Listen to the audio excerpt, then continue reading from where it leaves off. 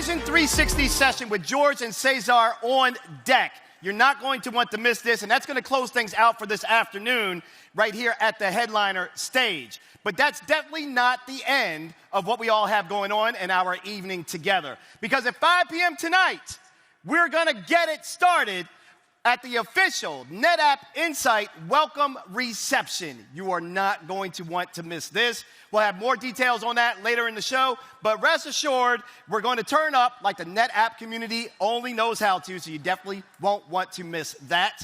All right, Vegas, we're just seconds away from getting the start of this show. Everybody you're watching on the live stream, welcome. Good to see you. We're about to crank this thing up, so take your seats, get comfy, put those mobile devices on Do Not Disturb, please. Thank you, thank you, thank you, appreciate that. Now, without further ado, it's time to kick the festival off in style, in Las Vegas, live. It's NetApp INSIGHT 2023, and it starts right now. The it factor. It can be hard to define, but you know it when you see it. It's that secret sauce, the je ne sais quoi. It's what makes thinkers, leaders, and builders. It's what defines a community. And guess what? All of you in this room have got it. And we're here to help you rock it.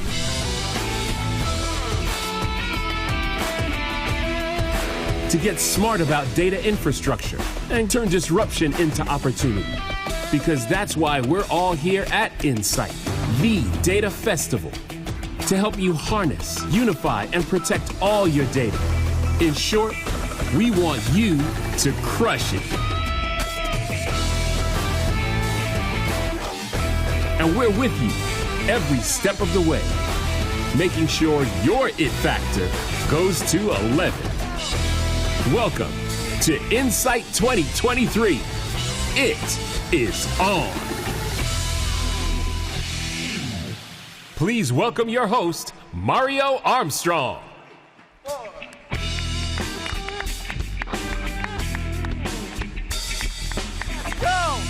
Let's go! Let's go! Let's go!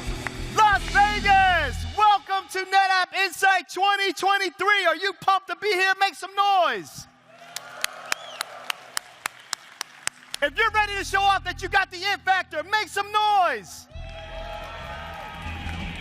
Now everybody, from the left, in the middle, and to the right, on the count of three, I really want to hear you rock this building in Las Vegas right now. You haven't been together in 4 years. This is your moment. So on the count of three, I really want to hear you all say NetApp INSIGHT. 1, 2, 3. NetApp INSIGHT. Yes, that's what I'm talking about. That's how you kick off a data festival, people. Let me ask you a question. When's the last time you ever been to a data festival? There hasn't been one until now, so you haven't been. Can we give a round of applause to the Factor, the house band, please? They've been killing it. Thank you, Mario. Incredible, incredible. And again, let's give a shout out to our live stream audience who's watching us from all over the world. Welcome, good to see you all. Thank you for being here. And I'm super excited to welcome you to the MGM Grand, which will be our home this week. Now, my name is Mario Armstrong. I'm an NBC Today Show technology correspondent, host of a podcast, and a bunch of other great things, and I'm honored to be your host for INSIGHT 2023. It is a pleasure to be here with you all. So I'm curious, as I've been preparing for this and getting everything together, I'm like, I want to know how many people are first-timers. How many of you, show of hands, are first-timer like me? Wow, that's awesome. Okay, good. I don't feel alone. That's great, that's great, that's great. Okay, now, how many of you have been to INSIGHT before? Wow. Yeah, you guys, this is great. There's almost a mixed crowd here, almost 50-50, maybe a little 60-40 there. Well, I heard it's the first time any of you have been back in Vegas for INSIGHT since 2019. So don't call it a comeback, but you're here, people, again, after 4 years. Give yourselves a round of applause for getting here, flying here, and making it happen.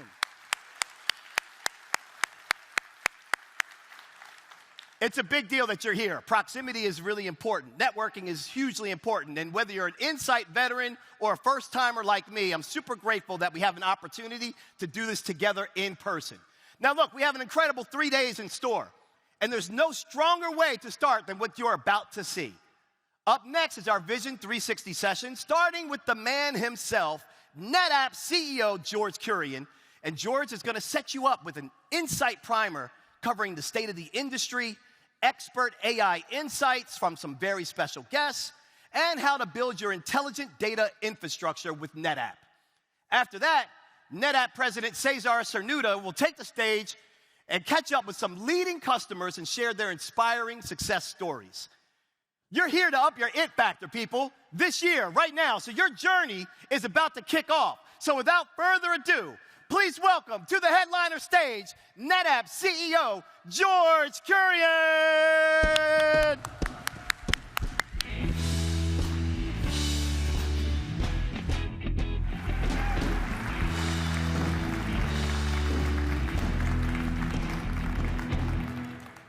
Thank you, Mario, and welcome to Insight 2023. It's super nice to have you all back in person after a few years.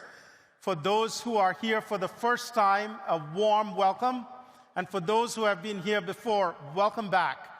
Insight enables the once-in-a-year opportunity to bring together you, our customers, our partners, practitioners, and thought leaders, NetApp technology teams, and wonderful guest speakers to learn from each other how we can turn every disruption into opportunities for all. So let's begin today, right here, right now. As you well know, we operate in a world of growing risks where the rate of change and the impact of disruption is accelerating. These risks include geopolitical risks, macroeconomic risks, business and technology risks, and changing customer demands. And if you're in IT, as many of you are, you have your own set of challenges as well. You could include application and infrastructure modernization, getting rid of growing technical debt, dealing with an ever broader range of cyber threats, especially large state actors going after your digital assets and your data. You're dealing with unprecedented talent shortages, where you are stressed to keep pace with the rate of technological advancement, and you need to simplify, standardize, and automate your environments. A few years ago, many of you thought that cloud was the panacea and was the answer that could solve everything. And what many of our customers realize is that the pace of migrations to cloud, it takes time, it's complex, and you've got a lot of learnings over the last few years. So you realize that cloud smart is probably a better answer, and that you will operate, therefore, in a hybrid multi-cloud architecture for a long time. Data and data management is key to success in this era. And we will show how data-driven businesses are AI-ready and accelerating their leadership. Research that the Boston Consulting Group and Google conducted demonstrates the performance leadership and competitive advantage of data-driven businesses. They can unify, manage, protect, and harness their data for business impact. They can understand a disruption and respond much more quickly than data laggards. So let's take a benchmark. Let's look at an important metric like the percentage of companies that are able to grow revenues at greater than 10% a year. If you look at it, 30% of data leaders are expected to increase revenue by more than 10% by the end of 2024, compared to 13% of laggards. That's a huge gap. Now, if you compare what's happened over the last few years, this gap is even wider than in 2022, where 16% of leaders and 11% of laggards expected the same increase. It shows that the benefits to being data-driven are large and expanding. And that is true not just for revenue growth, but for every important business metric: cost management and productivity, customer satisfaction and retention, return on capital deployed, and so on. Data leaders are advantaged substantially over data laggards. And AI is going to widen that gap even further. And because AI is the archetypal hybrid cloud workload where you want to experiment quickly on this cloud and scale your production environments, potentially in your data centers or on the cloud. AI will also magnify the gap between the organizations that are hybrid cloud ready than those that are not. So let's talk about what it takes to be data-driven and AI-ready. You know, it's hard to be AI-ready and data-driven. The challenge is that data investments must deliver near-term value and at the same time lay the groundwork for rapidly developing future uses, while data technologies, the scale and volume of data, the diversity of data types are evolving at rapid pace. And as we have seen, and I'm sure you, our customers, have seen, neither a monolithic top-down approach nor a grassroots bottoms-up approach have worked. There have been clients that decided, hey, we're going to put all of our data in a gigantic data repository. You know, you remember the big data use cases of Hadoop. Those have gloriously failed as data types have evolved and analytic environments have progressed well beyond Hadoop. You think about the bottoms-up experiments in many of our customers. They create a plethora of pilots, none of which have gone to production. So what are the requirements for being data-driven and AI-ready? It starts with having a cohesive data strategy and organization, knowing what data you will need to drive business impact, and getting all the roles within your team, your data team, analysts, engineers, architects, scientists, to work together to design and deploy production use cases. Now let's talk about operating model and technology strategy next. In addition to having a cohesive data strategy and organization, operationally, you will need to treat data as a product. And what do I mean by that? It means that data for each domain, such as customer or product or supplier or vendor or employee, is consolidated and treated as a single source that serves multiple applications and use cases.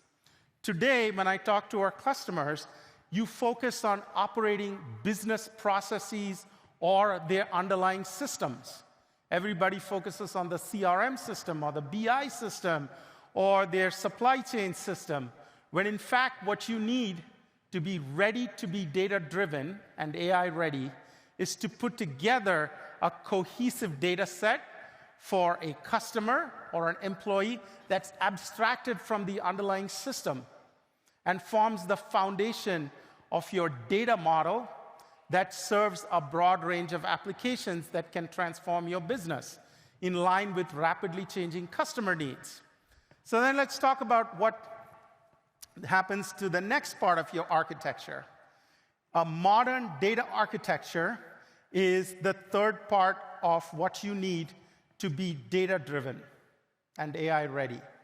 A modern data architecture enables you to rapidly respond to business disruption by balancing the need for flexibility, rapid change, and transformation in some parts of your data architecture with consolidation, standardization, evolution, and integration in other parts.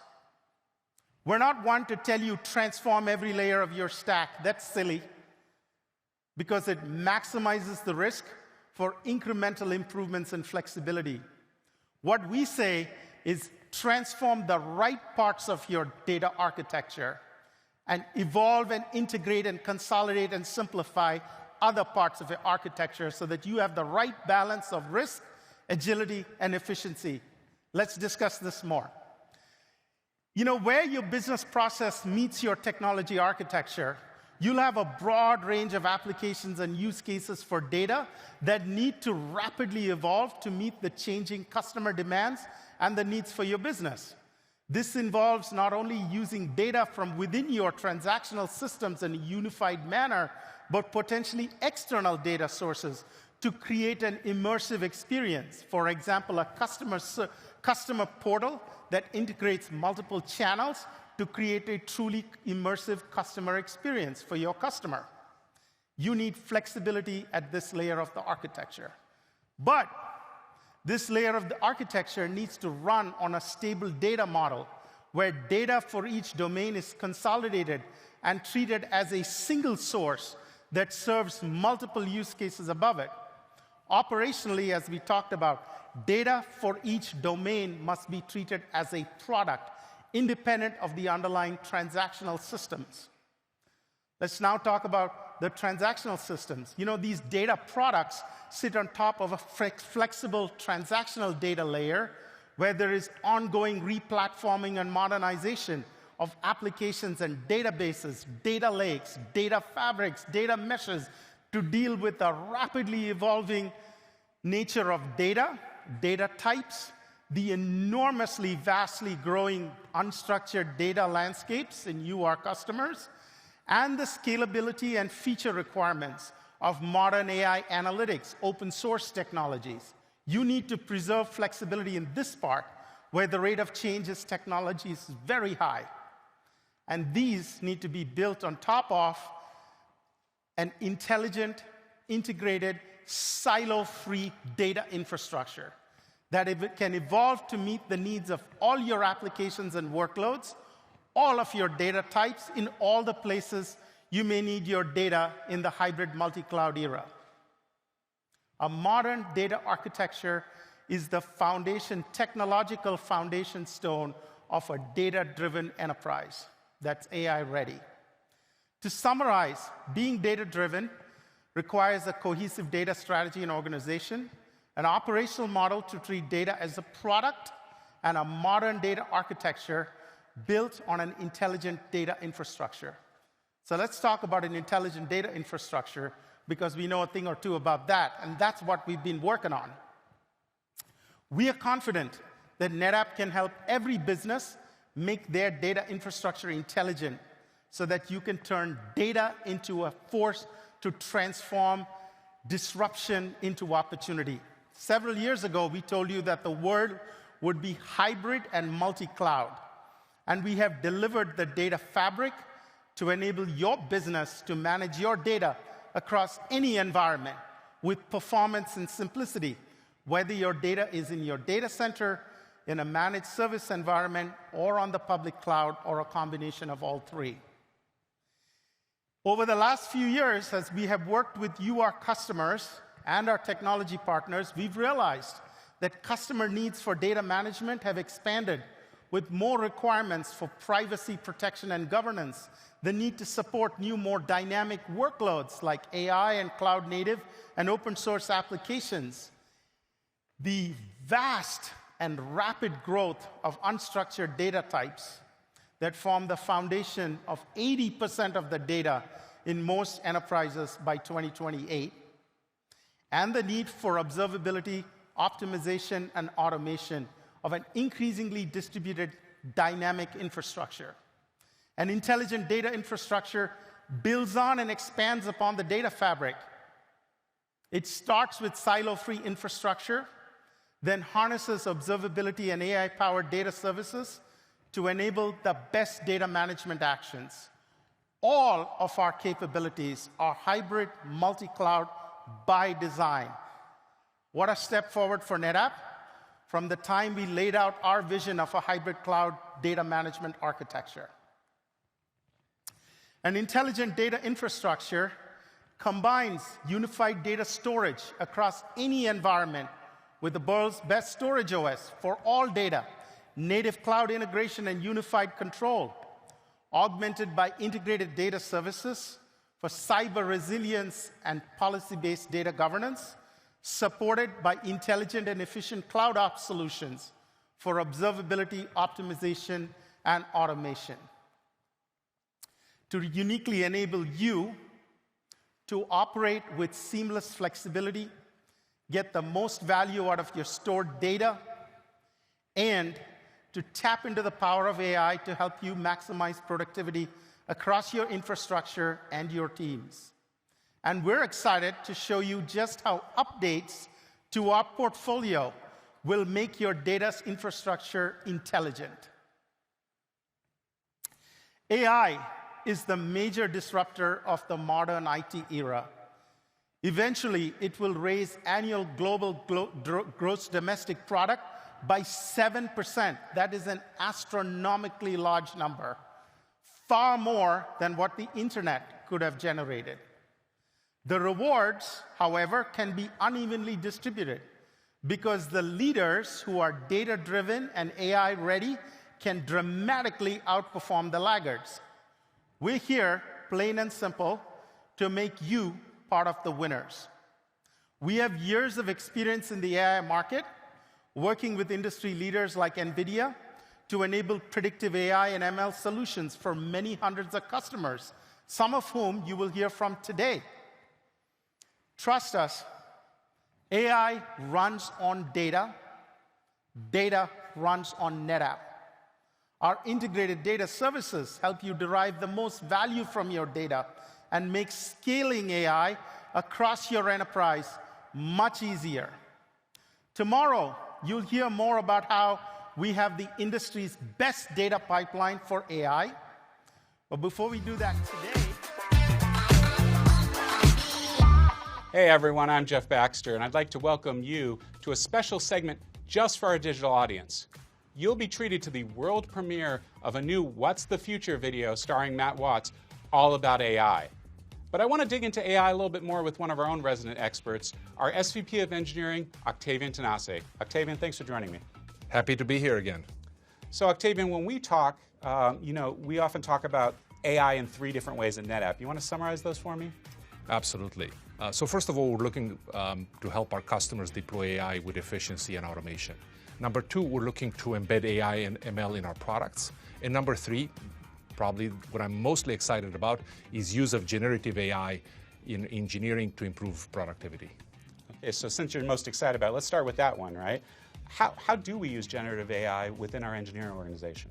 So generative AI, as the name suggests, it's about helping generate an outcome, sometimes code, maybe documentation, maybe translation of, let's say, legacy automation into something cool, something modern that our engineers could use and become more productive.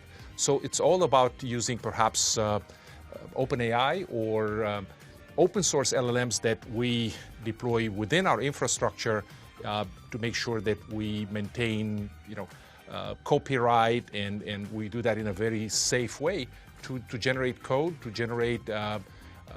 do assistant development through copilots. Awesome. So NetApp's already taking advantage of AI to make our employees more productive. Now, how are we embedding AI in our products to help our customers?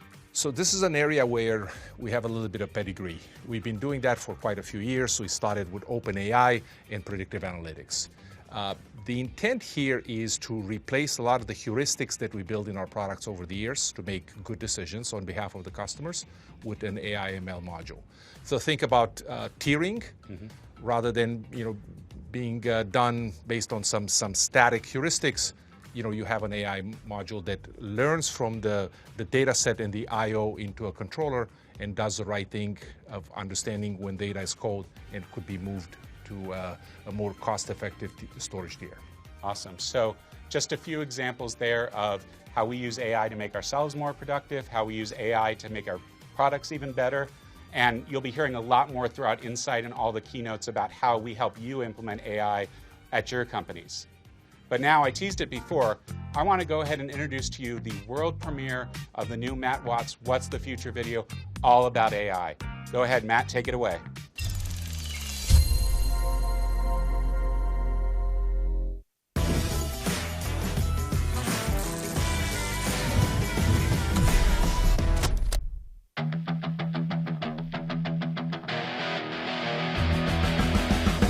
Hi there, I'm Matt Watts, and welcome to another edition of What's the Future, which we're filming here from our UK office in Windsor.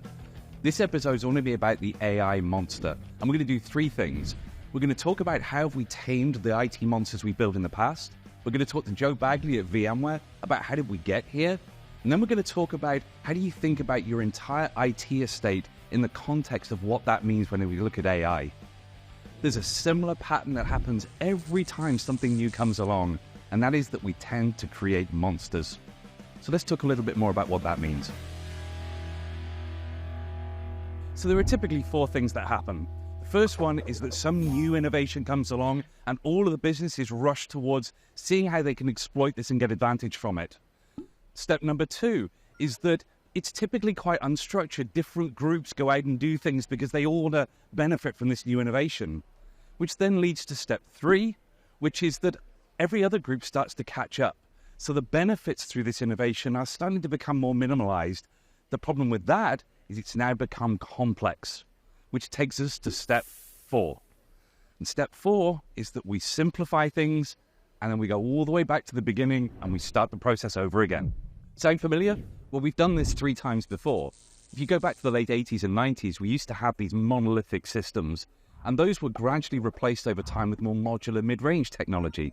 It was more flexible. It gave people the ability to innovate at much, much greater speed. It gave much more freedom. But with that freedom, it meant different groups went out and made their own choices. The Exchange team built the Exchange infrastructure, the SQL team, the SQL infrastructure, and on and on and on. We built the first monster. And then the second wave happened. VMware came along, and it reduced the complexity of these environments. It increased the utilization, and it normalized things for quite a number of years until the third wave, cloud. And we approach cloud in exactly the same way as we approached the first wave. Lots of different groups starting to go out and choose the cloud they want to work with, the frameworks they wanted to use within those clouds, and that complexity has come back. And we're now trying to solve that complexity whilst understanding we're at the beginning of the fourth wave, AI.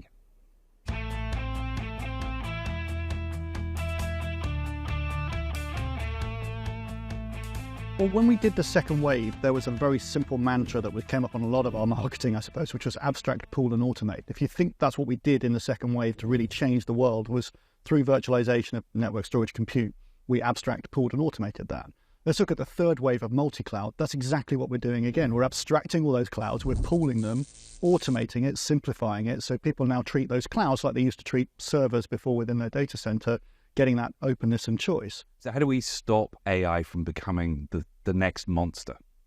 Guardrails. That's the number one thing I'm talking to customers about right now when they're looking at the future. What we need to do is make sure that when people are going and using all these new technologies, just like before we had with cloud, where there was shadow IT and everyone going off and using random bits of cloud willy-nilly and building things on premises, and it was all a mess. And then we had the same with Kubernetes. It's exactly the same we're going to have now, where people are off using random AIs all over the place. What they want to do is they want to make sure they don't end up in some kind of legal mess or logistical or operational mess around what they've built and then have to unpick that. So guardrails is really important. It's actually more about governance than it is about technology for customers right now. So how important is AI to the future of many different industries? It's fundamental in a way that people don't realize. Yeah. What we've got to now is a tipping point, and that tipping point is we're putting AI in the hands of normal people. And what I mean by that is when you finally get it out there to the mass market is where the magic happens, where the non-geeks go and do things that we never expected or modeled. And it's exactly what you're seeing now. So this is the democratization of AI playing out in real time. Completely, but it's also the democratization of technology. Back in the day when computers first started, a few 5 or 6 people knew how to program them. And then we got easier and easier programming languages. We got more and more people could understand how to program a computer. Now you can talk to computers in natural language without having to understand how the computer works or what it does. That's absolutely transformational, and that's really what we're seeing right now. Goldman Sachs says that AI cost savings are going to increase GDP by up to 7%. So let's talk to an AI specialist at NetApp about what that means. Hey, Josep. Yeah, Matt, organizations are starting to see how AI can multiply value for them. Companies that are able to scale their AI projects are seeing 3 times return of their investment.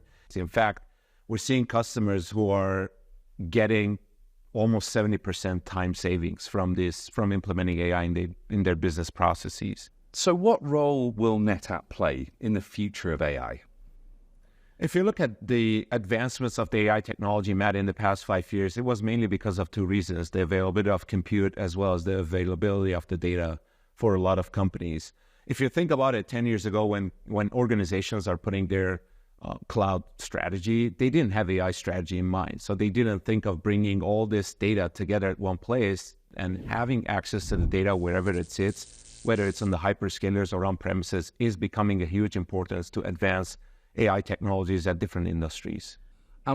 What advice would you give to companies that are looking to take advantage of AI? Define your goals and metrics. Try to figure out what do you want to achieve with this technology. Invest in talent and infrastructure. Choose the right tools and platforms. And when you're choosing the right tools and the platforms, you got to look at things like cost, performance, security, compatibility, and then usability when selecting your tools and platforms. So basically, if you start with a set of goals and metrics, then you don't create that monster that we're seeing today.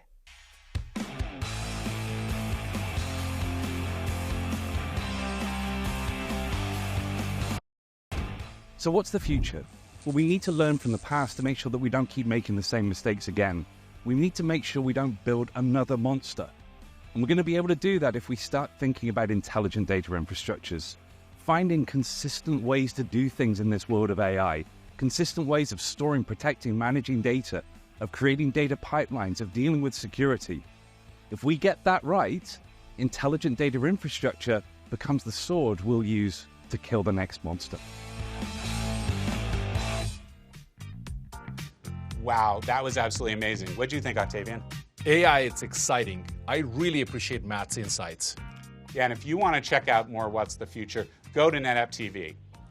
It's just about time to rejoin our Insight Keynote, where we'll hear from our digital twins, George Kurian and Thomas Kurian. Take it away.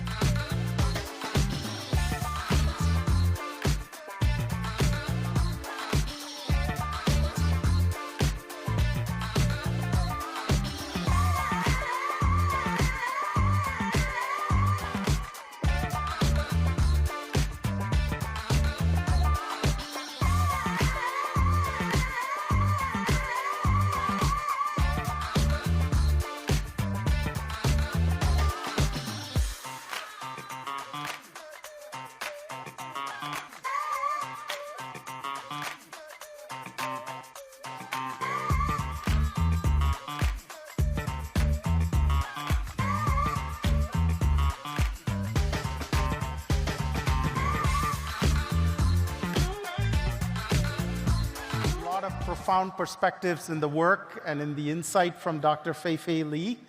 Let's now invite another guest up, someone who is working on optimizing data in infrastructure for large-scale analytics, data management, and AI, all key considerations for technology leaders and business leaders, a person who needs no introduction, the CEO of Google Cloud and my brother, Thomas Kurian.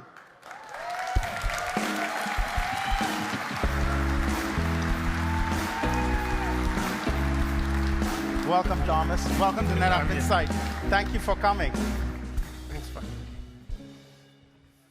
Thomas, we were at Google.next, where we introduced Google Cloud NetApp Volumes, sort of incredible work that our two teams have collaborated on for many years, and where we are seeing significant interest from customers. Today, one of the classes of applications I know which you are investing in significantly are fast, scalable, and easy-to-use AI offerings, including an AI platform, video and image analysis, speech recognition, multi-language processing, and so on. How are enterprises currently leveraging AI, and what are the use cases that are delivering value for their businesses, and why should business leaders bet on Google Cloud to help them embrace AI?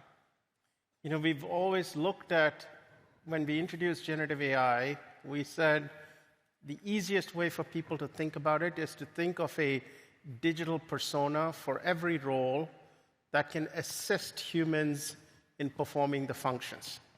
And we see customers adopting the technology in two different domains.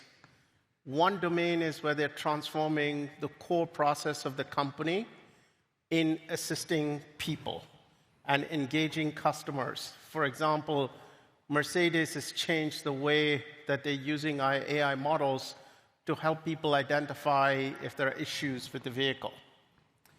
Mayo Clinic is using our AI models to synthesize all the information out on the internet, as well as from the EHR clinical trial system. So when a doctor meets a patient, they have all that information in front of them, searchable, so they can find answers as they talk to the patient. Priceline is reimagining the way that you book travel. Rather than saying, I want to find a hotel room, they say, why don't you have a digital travel advisor where you can say, I'd like to travel to Las Vegas, watch 2 shows, and I'm bringing my kids along, so I need a hotel room near the last show. So they're changing, and there are hundreds of companies doing this. They're changing the way they interact with their customers. The same thing, we also see them transforming the internal processes in a company. Procurement people are looking at using AI to find contracts that don't have indemnification and warranties.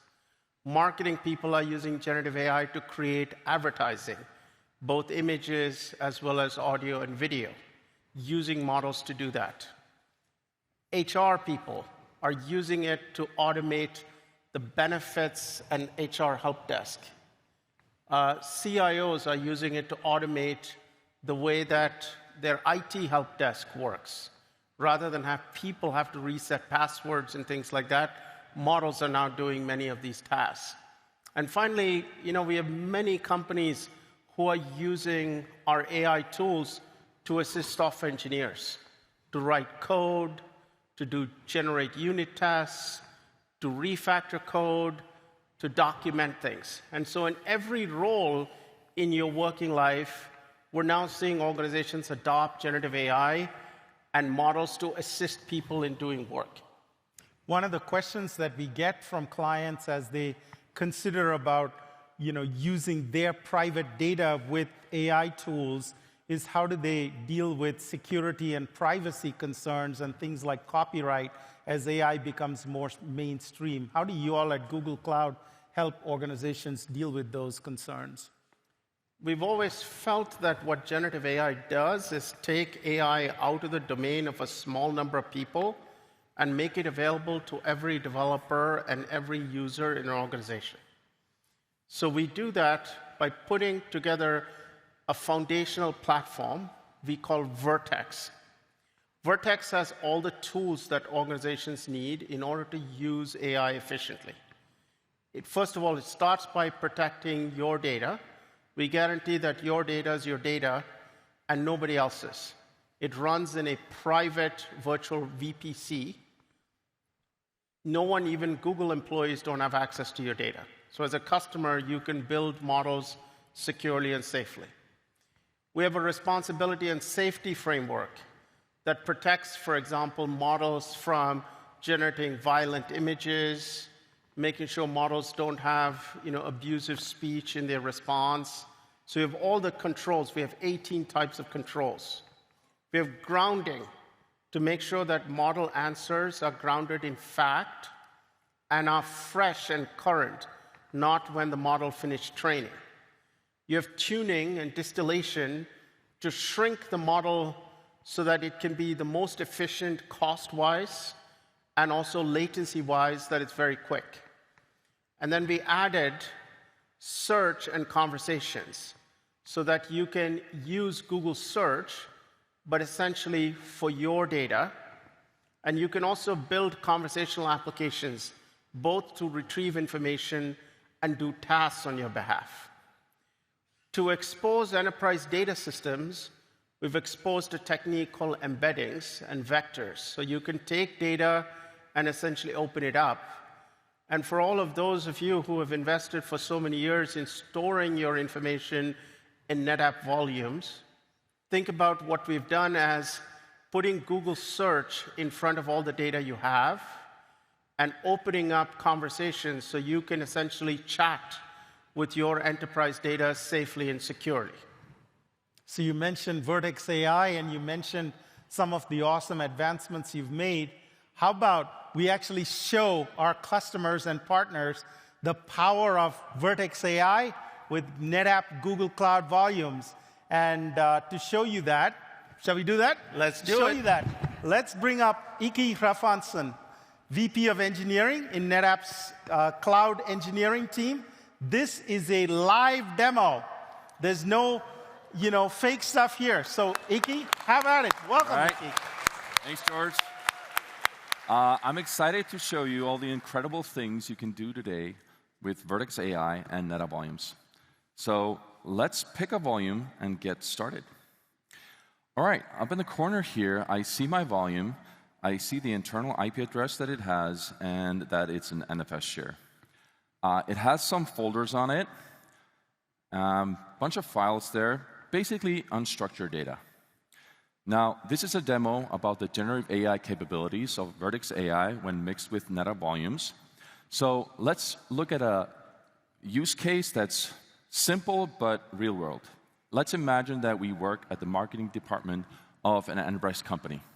We were just tasked with creating a product landing page that's supposed to be ready yesterday.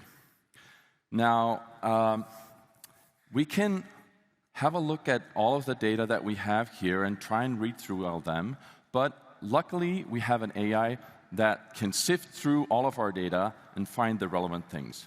So let's ask Vertex AI about this topic here. Tell me about Google Cloud NetApp Volumes. The product page is about NetApp Volumes, and almost instantly Vertex AI finds all the relevant files that you can see down here.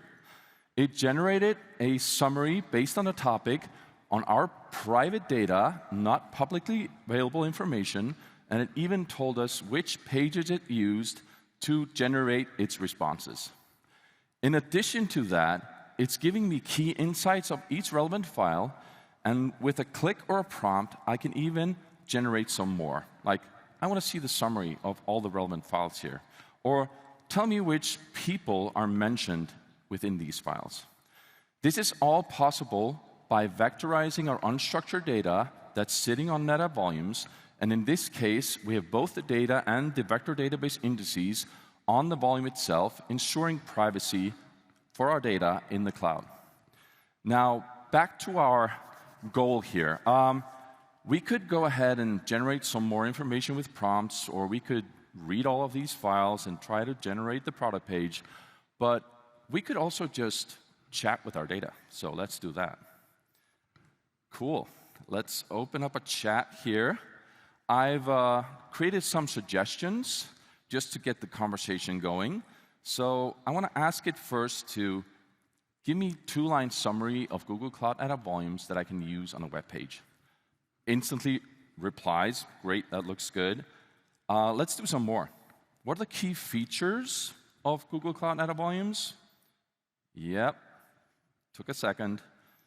Key benefits, these are all typical things you would find on a product landing page. And the last one, what are the top 5 reasons to use Google Cloud NetApp volumes? Awesome. So we are getting all of these responses from the AI, but I want to pull it all together with some code. So let's ask Vertex AI if it can create that page for me. Can you create an HTML product page with your responses? Cool. So it's going to be boring if I don't have an image. So let's use the Vertex AI Vision API to generate an image. And I'll give it a prompt here. Let's give it a prompt cloud, let's say cloud data storage, artwork. OK, cool. The HTML is back. I can have a look at that. Yep, it's using all of the things that I asked it for, key benefits, top 5 reasons, great. And it's generating an image for me. That looks cool. I want to add that image somewhere in here. So I'll add it after the first headline there. So I'll ask Vertex AI if it can do that for me. Can you add the generated image below the first headline in the page? OK. Now, when working with code, you can both use the text model or the code chat model. It really just depends on the complexity of what you're working with. So once it generates that, I'll see if it worked. Yep, look at that. It's added the image file right after the first headline, but this is live, so bear with me. Let's save this response to a file and then see what it looks like. Boom. Isn't that just like magic? That's pretty amazing. What we've seen here is, the power of Vertex AI with NetApp volumes.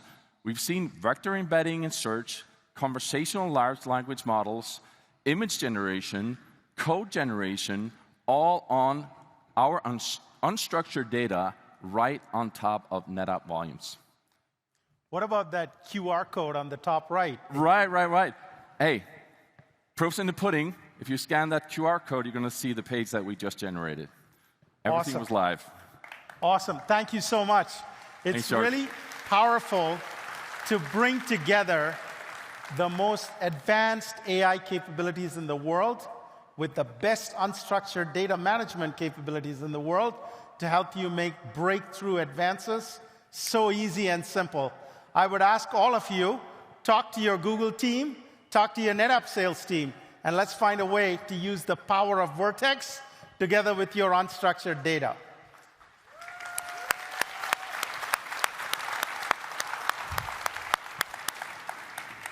One final question, Thomas. AI, and particularly generative AI, consumes massive amounts of energy and requires higher compute power.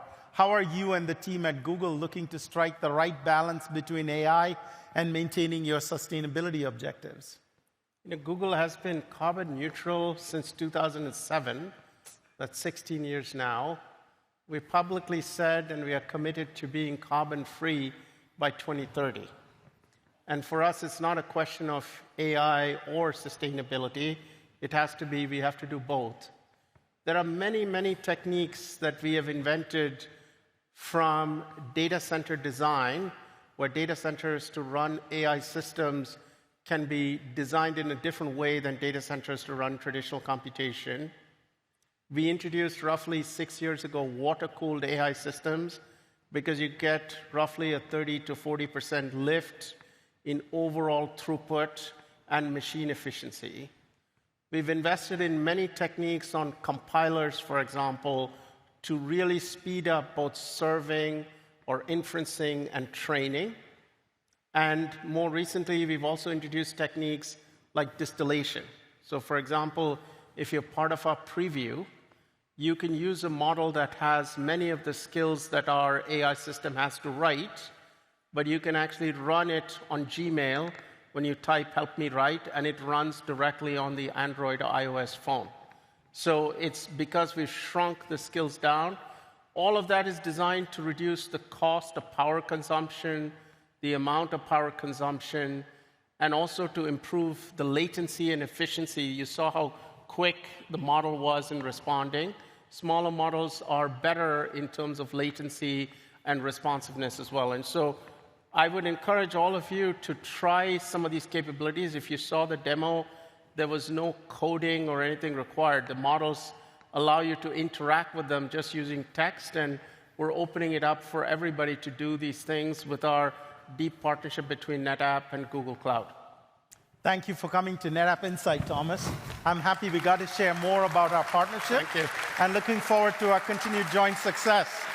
With Google Cloud NetApp Volumes, you have an amazing solution for any general file use case, like VMware, SAP, enterprise applications, and databases, and also as a platform to help you accelerate the use of advanced AI capabilities like Vertex AI with your existing private data. Now, we've talked about AI. We now want to talk about security. We know that for AI-driven businesses, keeping your data secure is more important than ever.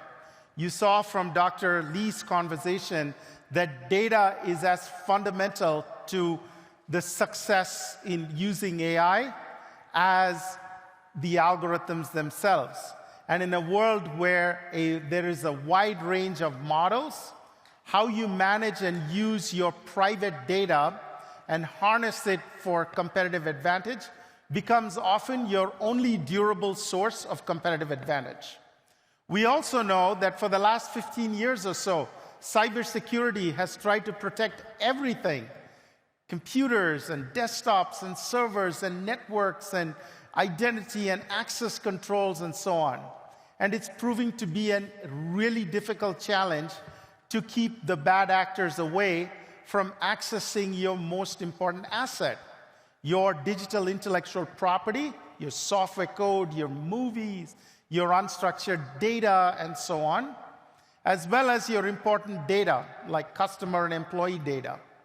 One way to think about the problem is to stand it on its head.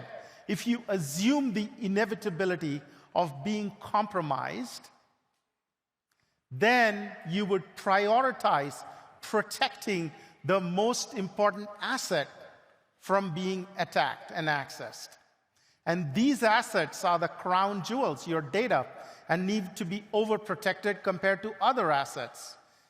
And therefore, they require the commitment around investment and controls and reporting and governance to make sure that these, your most important assets, your data and your digital intellectual property, don't get compromised. Tomorrow, you'll hear about why NetApp is stepping up to offer the industry's most secure data storage.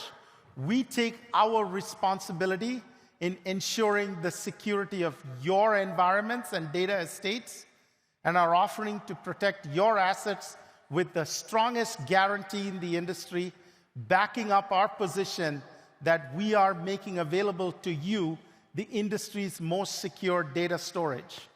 Stay tuned for that set of announcements at our keynote tomorrow morning. But before that, let's hear from one of our nation's most respected experts about how security approaches and policies are changing to adapt to the new AI normal. Director Jen Easterly is the director of the Cybersecurity and Infrastructure Security Agency, CISA. She was nominated by President Biden in April 2021 and unanimously confirmed by the Senate on July the 12th, 2021. As director, Easterly leads CISA's efforts to understand, manage, and reduce risk to the cyber and physical infrastructure that all Americans rely on every day. A two-time recipient of the Bronze Star and graduate of West Point.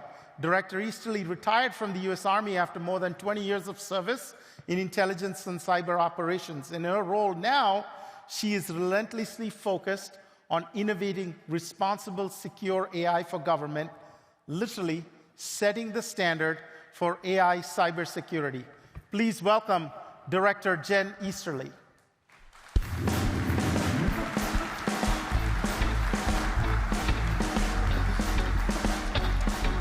Hey. Welcome. I thought they were going to do Thunderstruck. I was a little... Thank you so much for being here. Yeah, it's a privilege to have you and your experience and thought leadership on this topic. You know, Director Easterly, you've worked in the area of cybersecurity for the majority of your career, from your time in the U.S. Army to the National Security Agency as a special assistant to President Obama, senior director for counterterrorism before joining CISA. And then in 2021, prior to that, you were the head of firm resilience at Morgan Stanley. What, if anything, feels different about this moment in security, particularly through the lens of the recent acceleration of AI capabilities and global conflicts and misinformation? Yeah. Well, first of all, great to be here. Thank you. Thank you for having me. So I guess it's a three-part answer. So I do think it feels different materially, and I think that is because of the incredible developments that we've seen over the past year, specifically with generative AI. I think it's captured the imagination, frankly, of people around the world.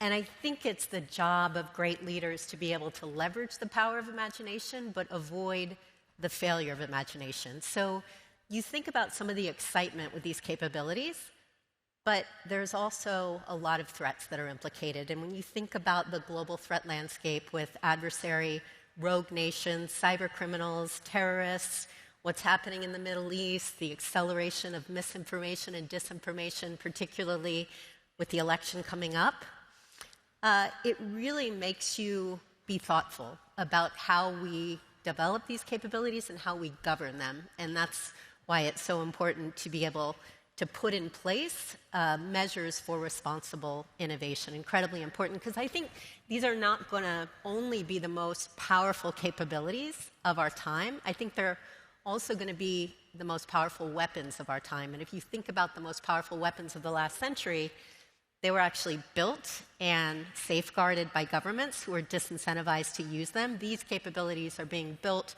largely by the private sector, who are essentially driven and fiduciarily responsible to maximize profits for shareholders. So we have to come together between the private sector and the public sector to ensure that we can reap the benefits of these incredible technologies while mitigating the risks. So that's really the context. The second is how to think about AI, and very simply, I think about it as software. And I look at it through the lens of the short history of information technology. Let's just go back 40 years to 1983 when the TCP/IP protocol was implemented to allow computers to talk to each other. Well, since that period of time, from the internet to software to social media, none of that was ever created with security in mind. It was all about speed to market and cost and features, and security ultimately was bolted on. And at the end of the day, that's why we have a multi-billion-dollar cybersecurity industry. And I really think we don't need more security products. We need more secure products. That is really incredibly important, and that's what's behind our efforts around secure by design technology, technology safety, technology that is created, designed, tested, deployed, so that security is the top priority. And I think about that for AI as just another form of software that has to be secure from the beginning. So third part, what are we doing? Well, I don't know if you've noticed this, but everybody in government is doing something with AI. We're all trying to catch up, and actually the administration is putting out a very comprehensive executive order at the end, I think in the next couple of weeks. At the same time, we are going to put out a roadmap that essentially lays out our operational lines of effort, and they're all about the nexus between AI, cyber defense, and critical infrastructure. So first, how can we optimize these capabilities for cyber defense. There's a lot of amazing things we can do that's really an extension of what we've been doing for years from machine learning. Second, how can we protect critical infrastructure from adversarial AI, not just cyber, but think about bioweapons, think about chemical weapons. And then third, how to assure AI systems. Again, an extension of some of the red teaming work that we're doing to ensure that we can identify, detect, and remediate vulnerabilities in software. And to that point, I'm actually heading to London next week for the AI Safety Summit. And we've been working with our partners in the UK, the National Cybersecurity Agency, to develop a secure code of practice for AI, getting terrific feedback from industry. We're excited to get your feedback as well, and from our international partners. And that will be the first sort of thing that comes out in terms of what are the guidelines that developers need to adhere to as they're developing AI capabilities. You mentioned, the need to be secure by design, and one of the, kind of hallmarks of that is the responsibility of the technology providers and the solution providers, a large number of whom are here in the room, to guarantee or at least step up in their commitment to make the products and solutions that we offer secure by design. Let's pull on that thread a little bit more. Yeah. Where do you think we need to be? You mentioned quite a bit about where we are today. Yeah. What would you say in a 10-year period the aspiration should be for the industry to work together to solve? So it's a great question. Look, we are catalyzing a secure by design revolution. And okay, we've been talking about this, technologies have been talking about secure tech for a long time, but the incentives have all been misaligned. As I said, the incentives are about cost, capability, speed to market, not about security. So that needs to change. I was reading one of your blogs on ransomware, some of the capabilities that you've developed to deal with ransomware, and there was a stat in there that said by 2031, there's going to be a ransomware attack every 2 seconds.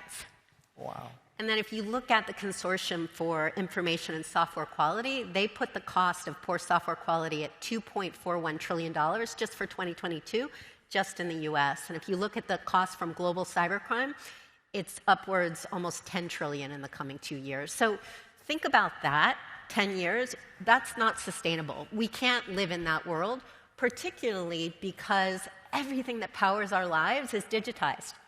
Everything that we rely upon in critical infrastructure, our water, our transportation, our communication, our healthcare, our education, is underpinned by a technology base. So we cannot accept that this technology comes off the line with dozens and hundreds of vulnerabilities because we depend on it. And that's what we're trying to catalyze, is this secure by design revolution. And we published the first document in April. And it laid out high-level principles for technology that's secure by design. And we didn't put them in nerd speak. I mean, I like nerd speak. But we put them in business principles because at the end of the day, this is about business. It's, technology, software manufacturers need to own the security outcomes for their customers. You know this very well. Absolutely. 2, software manufacturers need to embrace radical transparency and accountability for what is in your software. And 3, businesses need to organize for security. It needs to be at the very top, or it's not going to be a priority. And it's really about boards and C-suite leaders and leaders of all levels, CEOs, embracing cyber risk as a matter of corporate cyber responsibility, as a business matter, as a matter of good governance. So we laid out those principles. We asked for feedback from industry, our international partners, from security researchers, from academia.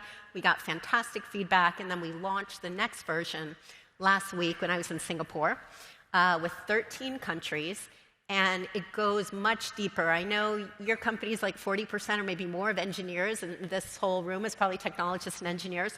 I would love it if people go to our website, CISA.gov, look at the Secure by Design, and give us feedback. Because really what we're trying to identify is what does right look like, both for software manufacturers, but really importantly for consumers. Consumers need to understand what to ask for so that they are as safe as possible. And so we're really, really excited about this, and we feel like we're making some progress.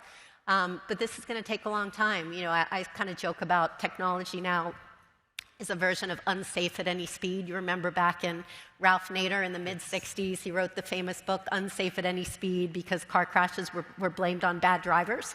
Now, it took 20 years to get seatbelt legislation. We can't wait that long because our whole life is dependent upon technology. And just as we wouldn't get in a car without seatbelts, we don't want to be running around with tech that's inherently unsafe. So I would ask everyone to join us and definitely give us feedback on the document. Thank you. We certainly will. One final question. As you know, CISA and NetApp are working together through the IT Sector Coordinating Council to develop best practices for AI security. We're also both partners of the Joint Cyber Defense Collaborative, the JCDC, with other cyber defenders. Can you say a bit more about these projects for those in the audience who may not be aware, and as well as others your office is leading that are charting the course for security and data management? There's probably many organizations here that could benefit and strengthen the collaborative. Yeah. So CISA is, hopefully most people in this audience know CISA, but we're the newest agency in the federal government. We were built 5 years ago. Our birthday's coming up in November. Happy to birthday. Be America's cyber defense agency. And so our mission is reduce risk to critical infrastructure, but we're not a regulator. We don't collect intel. We're not law enforcement. We're not military. So everything that we do is by, with, and through partners based on our technical expertise and the services that we provide. And so partnership is really in our DNA. And that's what's behind the Information Technology Sector Coordinating Council with Kristen Verderame sits on it, terrific partner, and then the Joint Cyber Defense Collaborative, which we stood up based on new authorities from Congress that we got at the beginning of 2021 to essentially be one platform where you brought together the federal cyber team, CISA, NSA, FBI, Cybercom, to work with industry, critical infrastructure, to understand what the threat environment is, to put those pieces of the puzzle together, and then to drive down risk to the nation. We started out about 10 of the biggest tech companies, and now we're over 250. And we very successfully leveraged it to deal with some really serious threats during the Russian invasion. And since then, we've been working very closely with the Ukrainians, Log4j, all of the serious vulnerabilities and threats. And so it's been a journey, and it is a journey, not a destination, but it really is a different way of thinking about partnership. It's not just plain old hackneyed, tired public-private partnership. It's true operational collaboration that where you realize that a threat to one is a threat to many, where you have reciprocal obligations of transparency and responsiveness and the government adding value, where industry doesn't have to worry about sanction if they share information, and where you have a frictionless experience. So you have scalable platforms for sharing information. And that's been really encouraging to see companies like yours and others joining, not because they're trying to sell to the government, but because they realize it's the right thing to do for the nation, because the capabilities where technology is around the world, it can really have an impact on driving down those vulnerabilities. So we're excited about that. And the last thing that I'll mention that we're doing with partners is our first ever cybersecurity public service awareness campaign. I think it's playing on some of the TVs around here. It was inspired by one of my favorite directors, Wes Anderson. And it really is, even as we do secure by design, corporate cyber responsibility, operational collaboration through the JCDC, it's the imperative for all of us to be good digital citizens, to make cyber hygiene as common as brushing our teeth or washing our hands. And so the basic things that we all need to do to keep us safe, our families safe, our community safe, our businesses safe, because as you well know, we can't do it alone, you can't do it alone. It has to be a partnership. Absolutely. Thank you, Director Easterly. Thank you for joining us at Insight. Awesome collaborative work and innovation and thought leadership. Ladies and gentlemen, Director Jen Easterly, thank you so much for being here. As we discussed earlier this year, the foundation of a modern data architecture is an intelligent data infrastructure. And so let's get to the third topic of today's discussion. An intelligent data infrastructure is built on the foundation of silo-free, unified data storage. You can't try to do all of what we mentioned to re-platform your transactional layer, to build data as a product, to operate in an integrated hybrid multi-cloud model, to integrate security as a foundational tenet of your data architecture on silos, fragmentation, technical debt, risk from having diverse operating models, and on and on. Our competition tells you that you need a silo for every workload. Let's take a step back and take a different view. As I told you earlier, Hadoop was trying to be a silo that promised to radically improve analytics and make the world of big data so much better. And there were a lot of customers that deployed Hadoop top to bottom as a top-down monolithic architecture. And as they've realized that the world of analytics has gone way beyond Hadoop, the nature of data has changed radically from the original assumptions that they made when they created their Hadoop architecture. The advent of modern, scalable computing infrastructures, event-driven architectures, Kubernetes as a scheduling platform for modern workloads. You got trapped. You got trapped in an analytics platform that is out of date, in a computing model that was out of date, and in a data storage model that was out of date. That's what happens when you build a silo. You're trapped. We believe the opposite.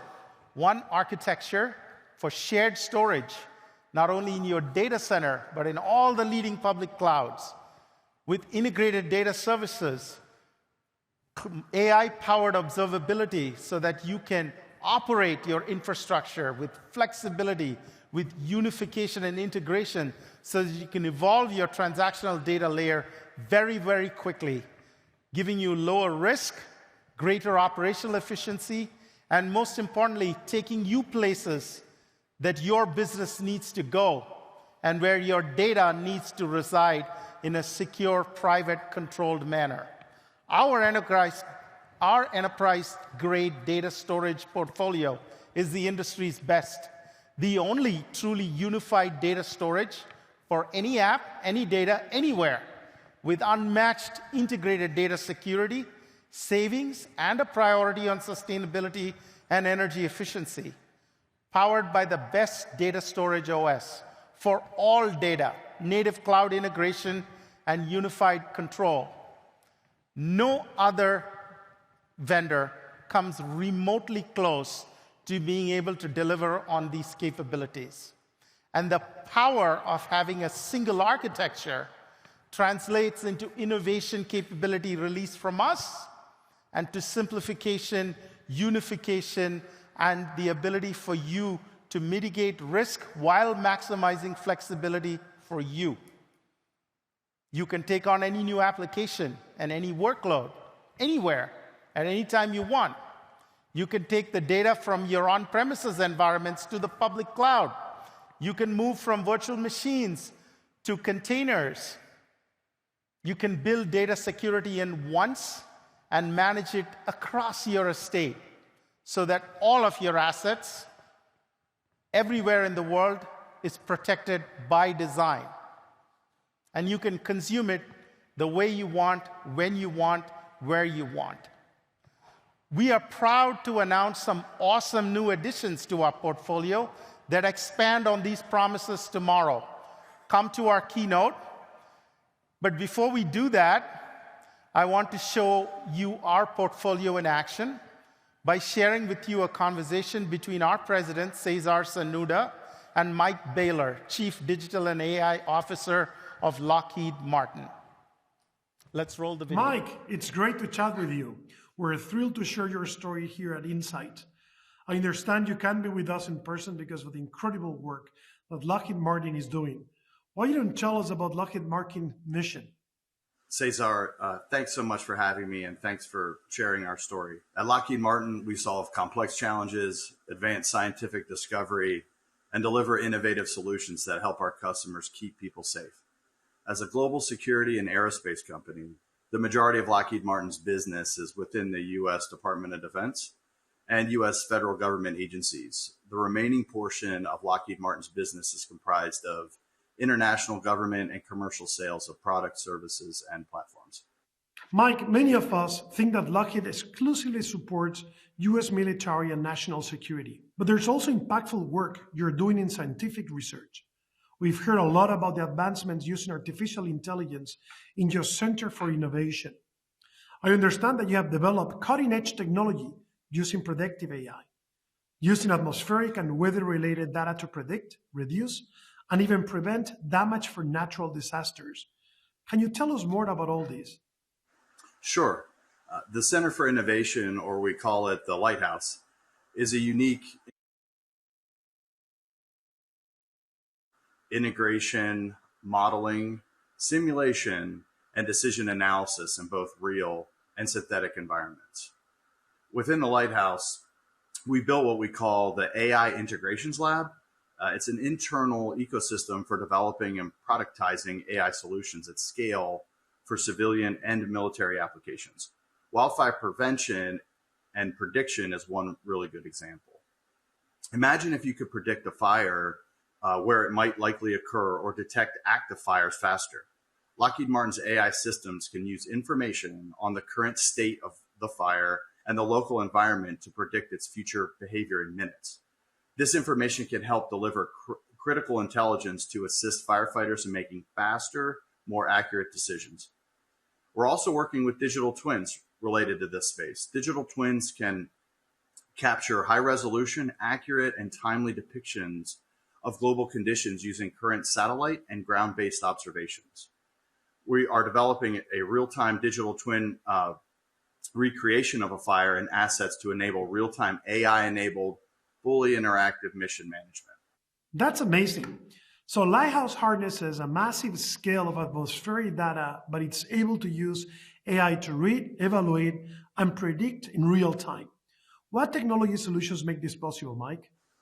Yes, we partner with NetApp and NVIDIA to make our work in the Lighthouse possible. To take a step back, at Lockheed Martin, we use NetApp storage and cloud data services throughout our environment, not just for our research within the Lighthouse, but also to support our initiatives in other areas of the business, like space and aviation. NetApp solutions let us choose the right mix of resources to stay agile and innovate to accomplish our mission. In fact, the AI Integrations Lab runs largely on NetApp all-flash storage. We utilize Keystone, so we have flexibility to grow and innovate quickly without large CapEx. And as I mentioned, NVIDIA is a key part of that as well. The NVIDIA Omniverse Nucleus allows us to use AI and machine learning to ingest and make sense of all of this ongoing data collection together.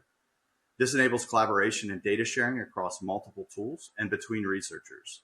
And much of this is made possible by the data infrastructure that we've been able to build using NetApp and NVIDIA solutions. Mike, thanks for your trust. We really appreciate it. What a powerful example of AI being used to prevent disaster and save lives. We're proud to partner with you and NVIDIA to make this solution possible, and we look forward to our continued partnership. Thanks again, Cesar. We are excited to continue making great advancements in the realm of AI, disaster prevention, and beyond. Have a great time at Insight 2023. To continue this discussion,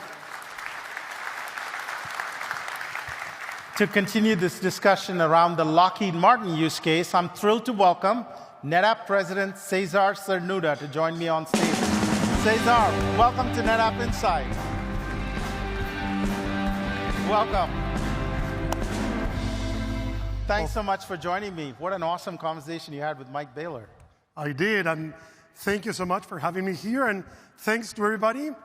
It's my great pleasure to be here with all of you at Insight 2023, and actually to bring real customer stories here. It's awesome. We love them. I know you've spent a lot more time with Mike than just the video shows. What have been your biggest takeaways or learnings from those discussions? Yeah, actually, George, you see, I was quite, impressed with the life-saving impacts that, they've been sharing with me.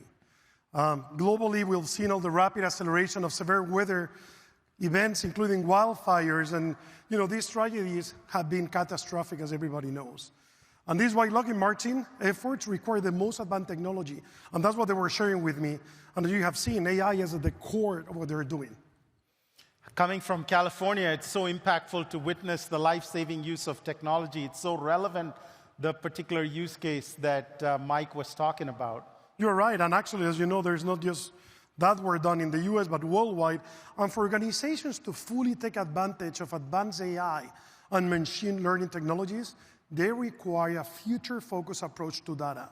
As Mike shared, the data infrastructure, at the foundation of the AI integration lab is what really allows them to do this incredible solution that, they share with us. Awesome. So let's talk about that. At the core of the AI-driven solution that you just saw is a data infrastructure built primarily using NetApp all-flash storage, enabled by NetApp Keystone. Keystone has been the foundation as the project has grown, and what started as a smaller internal AI use case has evolved to the current massive scale of the digital twin of the Earth. That's right. We're honored to partner with Lockheed Martin and NVIDIA to make this solution possible.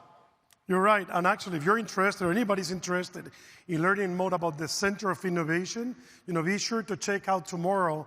There's a session, I believe it's 11:15 a.m. I don't know the breakout room, but you can find that out. And look, it has been great to come here and to share this story with all of you. Cesar, it was a pleasure, and I know that you're welcoming another awesome customer here today. That's right. right. I'll let you take it away. You're going to be back on stage, right? Yes. Thank you so much, George.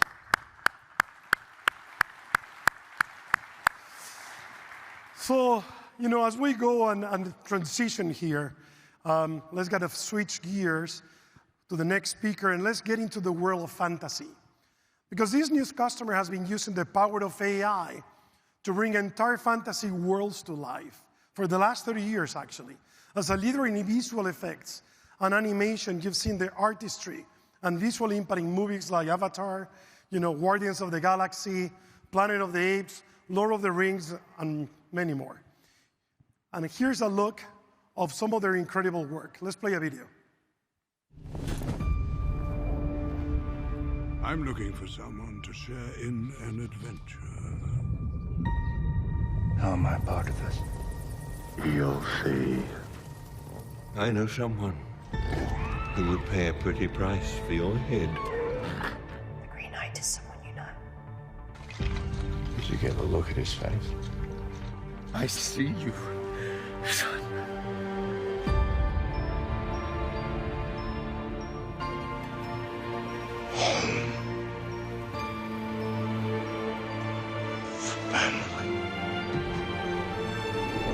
I do not stand by in the presence of evil.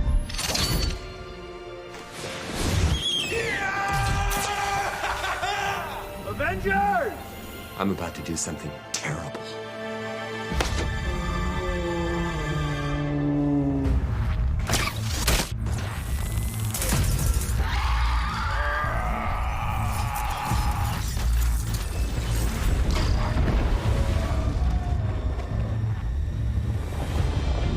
If we are to die, then we will die fighting, all as one.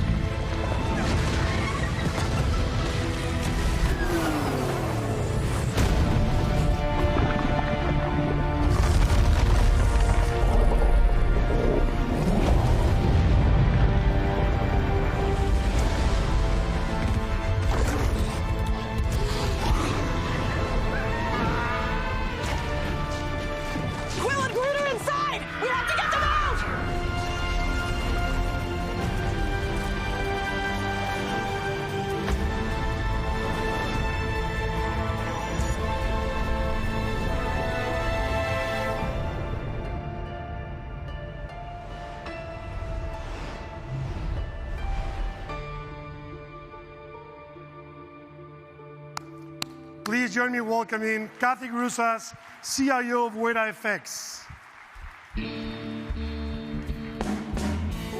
There you are.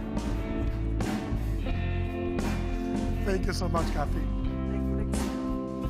Please grab a seat. Kathy, welcome to Insight 2023. And thank you for joining me today to share about the world of Weta FX. I think everybody enjoyed the video. I recognize so many scenes from films that have taken the world by storm, and we're excited to have you here and share some of those stories with us. César, I'm so happy to be here. Thank you for having me. WetaFX has won countless awards for creativity, innovation, and visual effects. The stories and experiences you've created for audiences go beyond what some of us can even imagine. Can you share some examples with us? We work on many major films and streamers. You mentioned Avatar earlier, which is a real standout for us. It has been such a privilege to work on this franchise, as it's unlike anything that's ever been done in the entertainment world. The original film, released in 2009, was the landmark 3D, or stereo as it is known, film of the modern era. The immersive nature of stereo meant the photoreal CG imagery needed to be at a higher fidelity than ever before to really draw the viewer into this magical new world of Pandora, completely reshaping the way that we think about visual effects. And more recently, we took this to the next level in the sequel, Avatar: The Way of Water. This was the most ambitious visual effects film of all time. To give you an idea, Weta Effects worked on 3,240 visual effects shots, 2/3 of which involved water. Yeah. So much artistry and research artistry research and development was involved, and we had to address many a technical challenge along the way and really scale out our render and storage infrastructure. But I think the end result speaks for itself. Oh, it certainly does.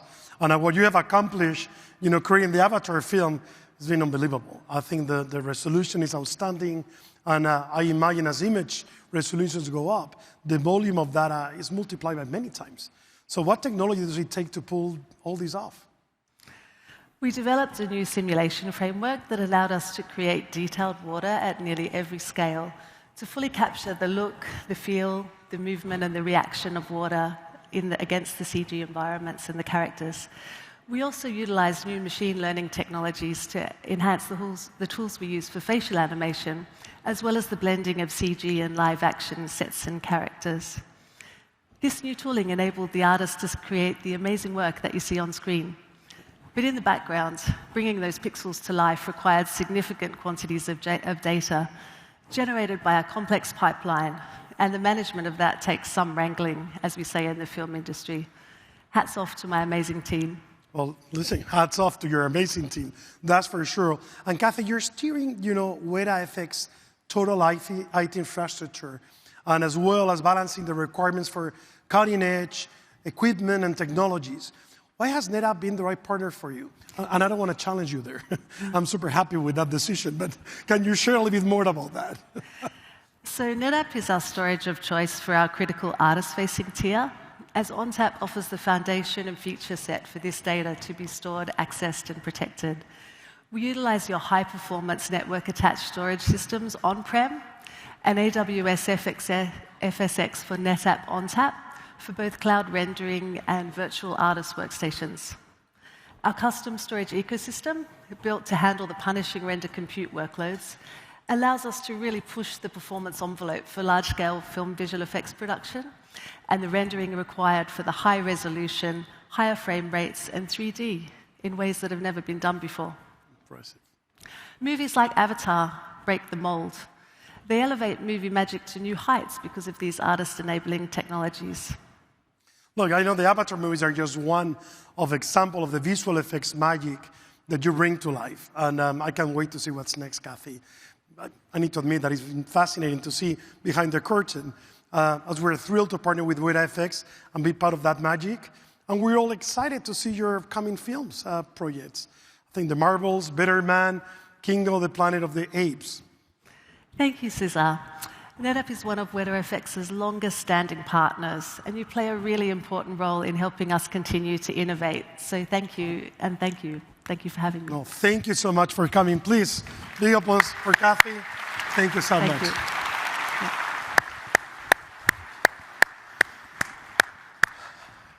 Really impressive work. I think everybody see the image and the hard work there. And WetaFX is uniquely designed that infrastructure has allowed them to exceed what has previously thought possible in a high-end digital content creation. It's such a privilege to see and hear what our customers are doing to innovate every day. There's many cases out there. And I would love you to go and share as you are here at Insight with each other, some of the things that you're doing so we all can learn from each other. And with that, let me welcome back George Kurian to the stage. George.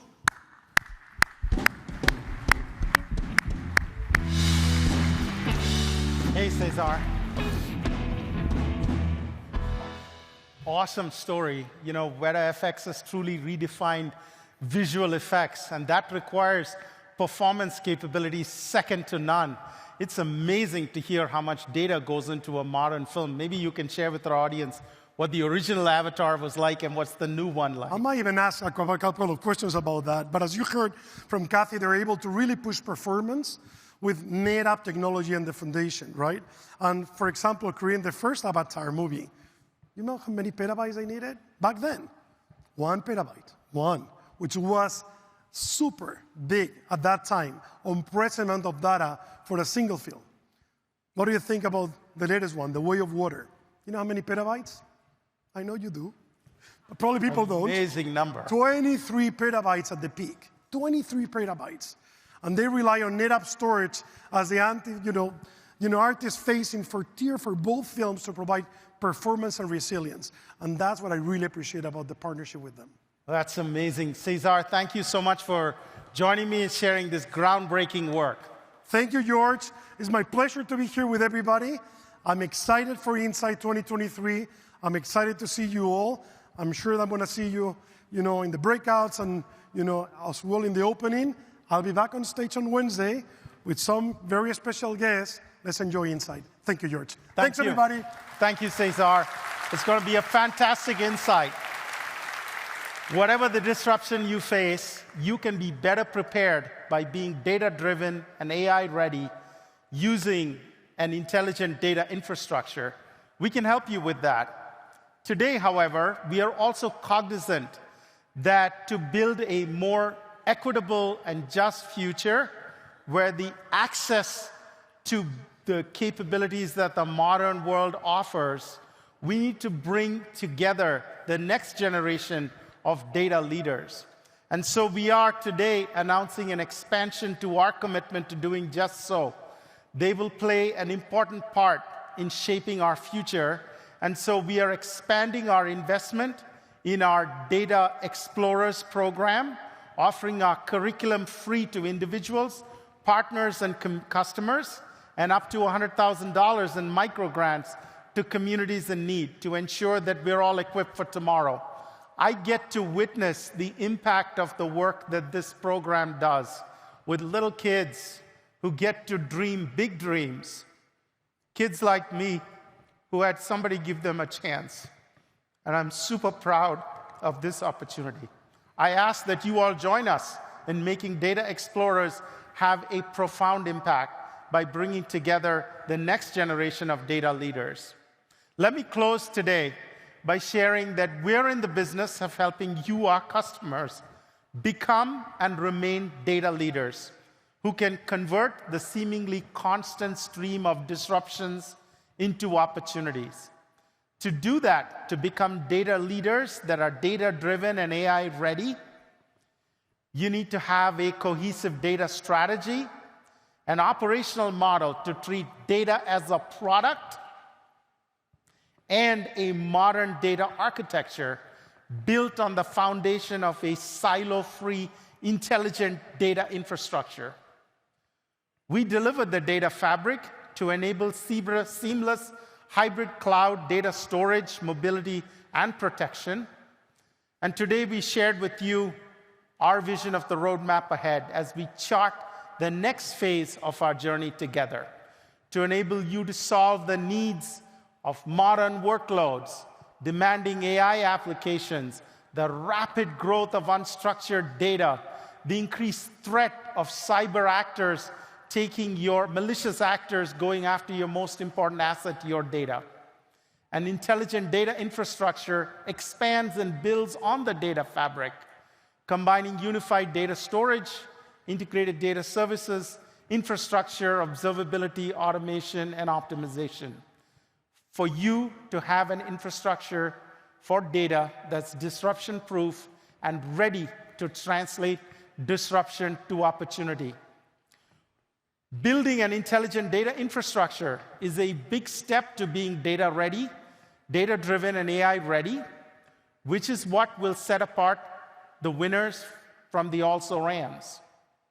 And tomorrow, you will hear about real proof points of technology leadership with the world's best unified data storage portfolio having exciting advancements, the world's most secure data storage giving you the ability to use your data securely and privately anywhere you need it,